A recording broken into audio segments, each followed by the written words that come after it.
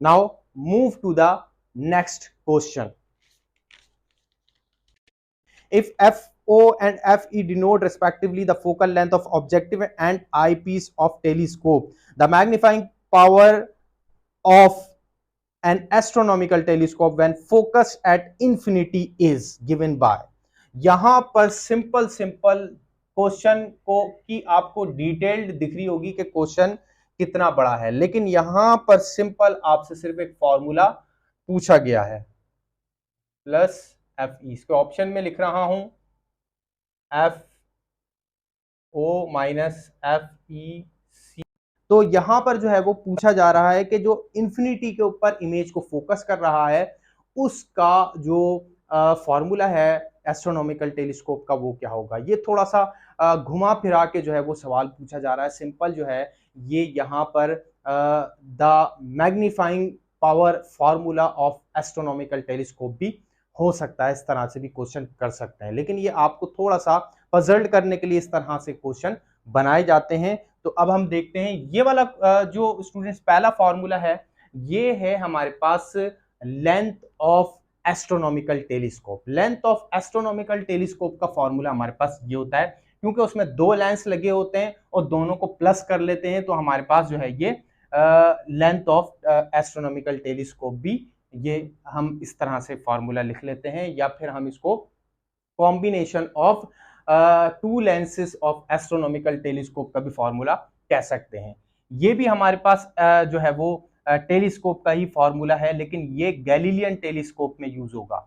ये जो है वो सिंपल एस्ट्रोनॉमिकल टेलीस्कोप में यूज होगा, ये जो है वो गैलीलियन टेलीस्कोप के अंदर यूज होगा. ठीक है, ये भी जो है वो कॉम्बिनेशन ऑफ लेंसेज का फॉर्मूला है, या फिर लेंथ ऑफ गैलीलियन टेलीस्कोप का फॉर्मूला है ये वाला. ठीक है, अब यहाँ पे माइनस क्यों आया है, क्योंकि गैलीलियन टेलीस्कोप में कॉन्वेक्स, इसमें गैलीलियन टेलीस्कोप में कॉनकेव लेंस यूज होता है, और कॉनकेव लेंस के लिए हम जो फोकल लेंथ यूज करते हैं वो माइनस में यूज करते हैं, इसलिए यहाँ पे माइनस आया है. अब ये भी ये जो फॉर्मूला है C F O F E, ये भी हमारे पास ऐसा कोई फॉर्मूला नहीं है. सो डी जो है ऑप्शन ये हमारे पास मैग्नीफाइंग पावर का फॉर्मूला है एस्ट्रोनॉमिकल टेलीस्कोप के लिए, जैसा कि हमने थोड़ी देर पहले ही यहाँ पे आपको बताया. तो डी ऑप्शन इसका करेक्ट है. इसके ऊपर आप इसके बबल को फिल कर लें, इसके ऊपर मार्क लगा लें. If the speed of light in vacuum is c, then its velocity in medium of refractive index 1.3 is.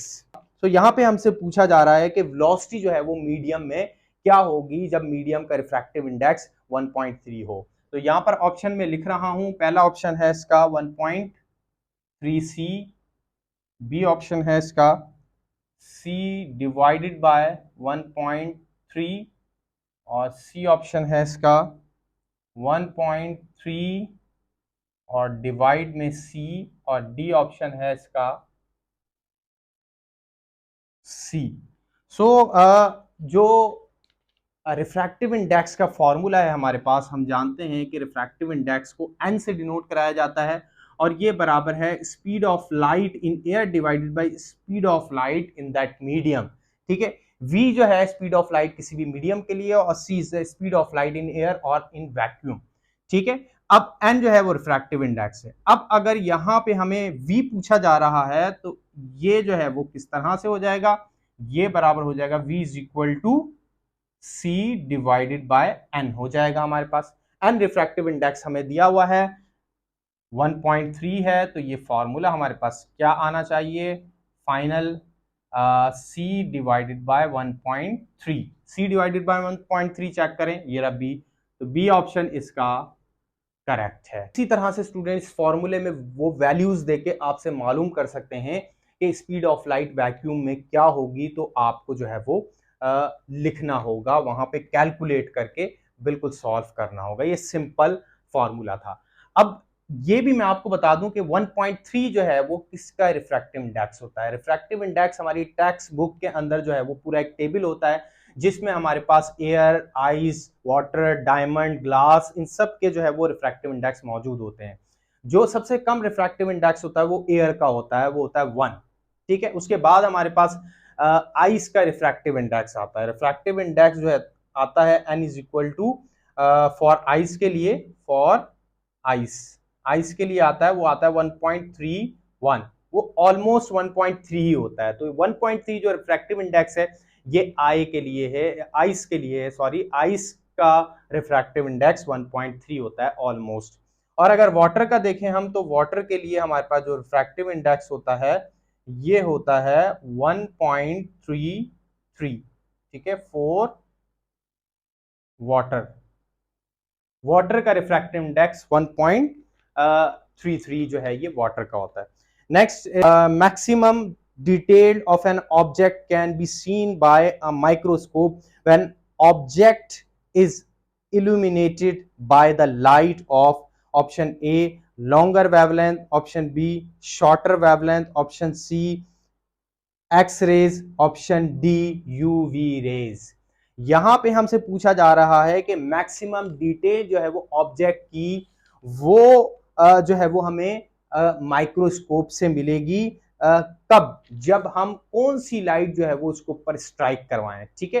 Illuminated by light का मतलब यह है कि कौन सी लाइट के जरिए उसको विजिबल कराएं, इल्यूमिनेट करवाएं कि उससे हमें ज्यादा से ज्यादा डिटेल मिले। तो याद रखिएगा स्टूडेंट्स, जो रेजोल्यूशन होती है इमेज की, जो रेजोल्यूशन वो जितनी ज्यादा हाई होगी उतनी ज्यादा डिटेल हमें ऑब्जेक्ट की मिलेगी, और वो हमें सबसे ज्यादा तो मिलती है इलेक्ट्रॉनिक माइक्रोस्कोप में। Electronic microscope is one of that microscope in which we can see all detail about an object, ठीक है। उसके जरिए हम तमाम ही डिटेल जो है वो डिटेल में ऑब्जेक्ट को स्टडी कर सकते हैं।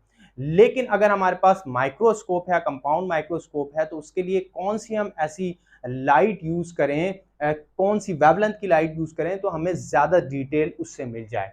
सो हाई रेजोल्यूशन के लिए स्टूडेंट्स जो हम लाइट यूज करते हैं वो शॉर्ट वेवलेंथ की यूज करते हैं। जितनी शॉर्ट वेवलेंथ लाइट होगी उतना ज्यादा जो है वो हाई मैग्नीफाइड इमेज और हाई रेजोल्यूशन इमेज जो है वो उससे हमें मिलेगा, ज्यादा से ज्यादा डिटेल हमें उससे मिलेगी। क्योंकि जो माइक्रोस्कोप के जरिए जो ऑब्जेक्ट या फिर जो है वो कोई भी ऑर्गेनिज्म ऑब्जर्व किया जा रहा है वो होता ही बहुत छोटा है, जो आम आंख से दिखे ही ना।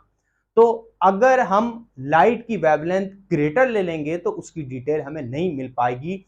ऑब्जेक्ट के हिसाब से जितना छोटा ऑब्जेक्ट होगा उसी के हिसाब से स्मॉलर वेवलेंथ की हम लाइट यूज करेंगे उतनी ज्यादा हमें डिटेल मिलेगी।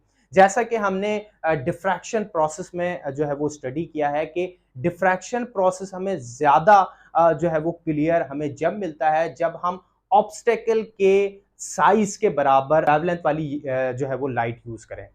जितना जो है वो साइज ऑफ ऑब्स्टेकल है उतनी वेवलेंथ की जो है वो लाइट हम यूज करेंगे तो हमारे पास डिफ्रैक्शन का अमल जो है वो क्लियर और ब्राइट जो है वो हमें मिलेगा, डिफ्रैक्शन हमें क्लियर मिलेगा। और जितने हम ग्रेटर वेवलेंथ की जो है वो लाइट यूज करेंगे तो डिफ्रैक्शन का अमल इतना अच्छा हमें नहीं मिलेगा। सो ये जो है ऑप्शन बी करेक्ट है, short wavelength. Next MCQ students आप देख सकते हैं, two converging lens each of focal length f used in combination become a telescope if the distance between them is। so यहां पर जो है इसके ऑप्शन में लिखूंगा, यहां पे पूछा जा रहा है कि दो लेंसेज हैं और दोनों की फोकल लेंथ f है और दोनों का जो कॉम्बिनेशन है टेलीस्कोप बना रहा है, तो उसका जो डिस्टेंस है, ठीक है, दोनों लेंस के दरमियान वो किस से रिप्रेजेंट होगा या किसके बराबर होगा, तो वो हमें बताना है। तो पहले मैं इसको मिटा देता हूं, फिर हम उसके ऑप्शन लिखेंगे और फिर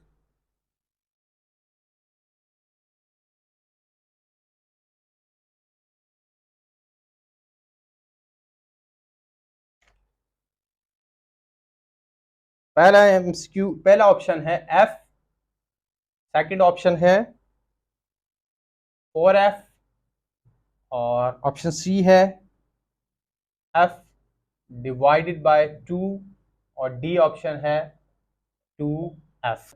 अब टेलीस्कोप में हमें बताना है कि जो दो लेंसेज के दरमियान का फासला है वो क्या होगा। वैसे तो मैंने आपको अभी बताया कि जो टेलीस्कोप है उसकी जो लेंथ होती है, लेंथ ऑफ टेलीस्कोप, वो हम FO प्लस F डिनोट करते हैं। This is the formula of length of telescope.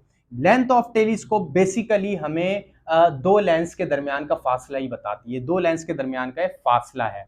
यहाँ पर जो टेलीस्कोप के लिए हम ऑब्जेक्टिव अलग यूज करते हैं, आईपीस अलग यूज करते हैं, लेकिन यहाँ पर हमें सवाल में बताया गया कि दोनों की फोकल लेंथ सेम है, तो इसके लिए आप क्या करेंगे, इसको भी एफ रखेंगे और प्लस इसको भी एफ रखेंगे। अब क्या हो जाएंगे, प्लस हो जाएंगे, प्लस होके क्या हो जाएंगे, 2f हो जाएंगे, सिंपल। तो इट मीन्स के डिस्टेंस आपके पास क्या आ गया, 2f आ गया है। तो ये इसका करेक्ट ऑप्शन है। इसी तरह से स्टूडेंट्स आपसे ये भी पूछा जा सकता है कि दो लेंस हैं, दोनों लेंस की जो कॉम्बिनेशन का जो फोकल लेंथ होगा हमारे पास वो क्या होगा। ठीक है, इस तरह से सवाल जो है वो बन सकता है कि दो लेंस हैं, दोनों लेंस की जो फोकल लेंथ है वो फोकल लेंथ जो है वो हमें उसका कॉम्बिनेशन या फिर उसका रिजल्टेंट जो है वो क्या मिलेगा। ठीक है, लेट्स सपोज हमारे पास 2 फोकल लेंथ हैं। अब इन दोनों फोकल लेंथ का जो कॉम्बिनेशन है, ठीक है, इन दोनों फोकल लेंथ का जो कॉम्बिनेशन है वो हमें क्या मिलेगा, कॉम्बिनेशन कैसे मिलेगा, इन दोनों को हम आपस में कांटेक्ट करके रखते हैं, थोड़ा सा फासला हो गया, कांटेक्ट करवाते हैं हम इनको। ठीक है, आपस में ये कांटेक्ट हुए वो होते हैं, मिले हुए होते हैं, और फिर इनका हम रिजल्टेंट फोकल लेंथ जो है वो निकालते हैं। लेट सपोज इसका फोकल लेंथ हमारे पास एफ है, इसका फोकल लेंथ हमारे पास एफ है। ठीक है, अब इसका रिजल्टेंट फोकल लेंथ जो हम निकालेंगे स्टूडेंट्स, वो हमारे पास क्या होगा, तो हम जो है वो फॉर्मूला पुट करेंगे, 1/f is equal to 1/f1 plus 1/f2। ये हम जो है वो रिजल्टेंट का फॉर्मूला निकालेंगे, या फिर कॉम्बिनेशन का फॉर्मूला होगा जब दो लेंस आपस में कांटेक्ट हो और उसका हमें रिजल्टेंट या कॉम्बिनेशन का जो है वो फोकल लेंथ का पूछा जाए, तो ये फॉर्मूला हम यूज करेंगे इसके लिए, सिंपल। ठीक है, ये कोई टेलीस्कोप, कोई कंपाउंड माइक्रोस्कोप नहीं है।